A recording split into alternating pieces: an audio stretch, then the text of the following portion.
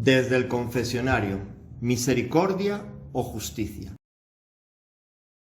Cuando leemos las parábolas de la misericordia, en concreto la parábola del Padre Bueno o del Hijo Pródigo, nos da mucha alegría el saber que Dios es un Padre que está siempre dispuesto a perdonarnos de nuestros errores o pecados. Sin embargo, nos encontramos que cuando tenemos que ser nosotros misericordiosos, nos asalta la duda de cómo podemos compaginarlo con la justicia y cómo podemos comprender la misericordia y la justicia a la vez.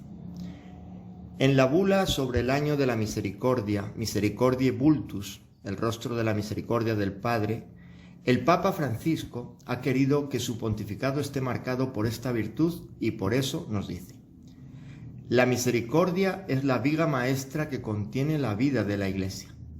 Todo en su acción pastoral debería estar revestido por la ternura con la que se dirige a los creyentes. Nada en su anuncio y en su testimonio hacia el mundo puede carecer de misericordia.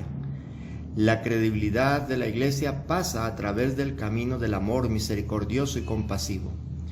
La Iglesia vive un deseo inagotable de brindar misericordia. Número 10. Para algunos, incluso algún cardenal, esto le parece que es una puerta para justificar cualquier hecho. ¿Es la misericordia o el perdón un recurso para los débiles? Al hablar o reflexionar sobre Dios, Padre misericordioso, que perdona todos nuestros pecados y los de todos aquellos que se arrepienten del mal cometido, podemos preguntarnos: ¿dónde queda la justicia por las consecuencias del pecado, la corrupción, el robo, los asesinatos, venta de droga, los abortos, crímenes contra otras muchas personas? Santo Tomás de Aquino dice que la justicia y la misericordia están tan unidas que la una sostiene a la otra. La justicia sin misericordia es crueldad y la misericordia sin justicia es ruina, destrucción. Recuerdo que una vez hablaba con mi padre de esta realidad del pecado y la justicia. Él tenía la duda de cómo armonizar el hecho de que Dios sea misericordioso y justo a la vez.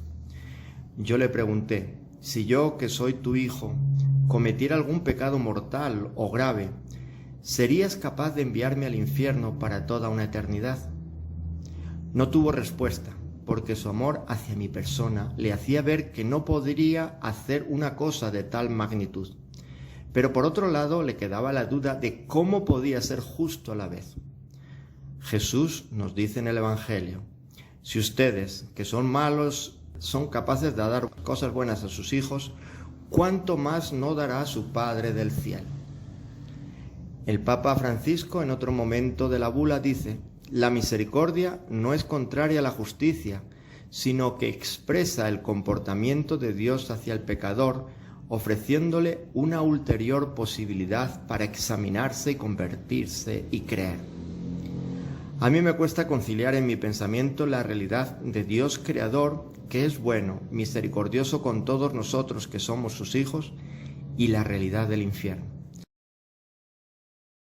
Es cierto que Jesús habla de esa realidad en el Evangelio, y también en nuestra fe está el creer en que Dios es justo. Observando la realidad e iluminando esta desde nuestra fe, vemos que ante tanta injusticia que hay en el mundo, Dios no puede quedar impasible ante el sufrimiento de tantos inocentes, de tantas personas que son explotadas, abusadas, maltratadas o matadas por gente sin escrúpulo. Si has llegado leyendo hasta aquí, estarás pensando: ¿cómo vamos a dar una respuesta a este cuestionamiento? Aunque es imposible comprender en nuestro entendimiento cómo unir el amor misericordioso de Dios y su ser justo, podemos decir algunas ideas que nos pongan en la pista de cómo poder entender a Dios y, lo que es más importante, cómo nosotros unimos el ser misericordioso como Dios nuestro Padre es y a la vez hace justicia en nuestro mundo. Nuestra justicia es de acuerdo con un orden establecido que nos viene de las leyes que tenemos en nuestra sociedad. Algo que nos impactó a los que vivimos el atentado que sufrió el Papa Juan Pablo II fue el perdón que ofreció a quien le disparó.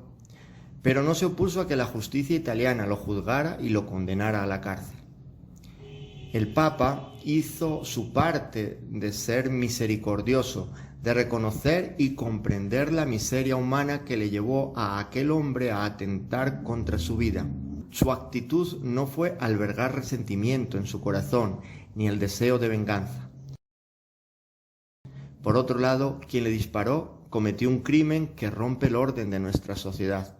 La sociedad necesita defenderse y a la vez restablecer el orden perdido por las infracciones o crímenes contra ella o alguno de sus miembros. Así los jueces italianos determinaron la culpabilidad del que disparó al Papa y como reparación de su persona y el daño hecho a la sociedad, fue privado de libertad. Si esto lo aplicamos a nuestra vida de pecado, vemos que Dios nos perdona del castigo merecido por nuestros pecados. La penitencia que debemos hacer es por la sanación de la herida que produce en nosotros el pecado, a la vez que nos va liberando de la esclavitud que produce en nosotros la inclinación al pecado. Esa penitencia o purificación es la que restaura el orden para lo que Dios nos ha creado. El Papa Francisco nos hace comprender que la justicia no puede confundirse con el deseo de venganza.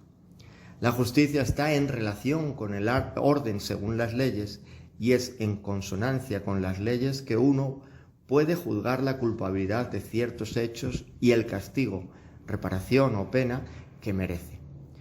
Un tema distinto y que no tratamos en este momento es si todas las leyes son justas. Ciertamente no, pero eso sería tema para otro momento.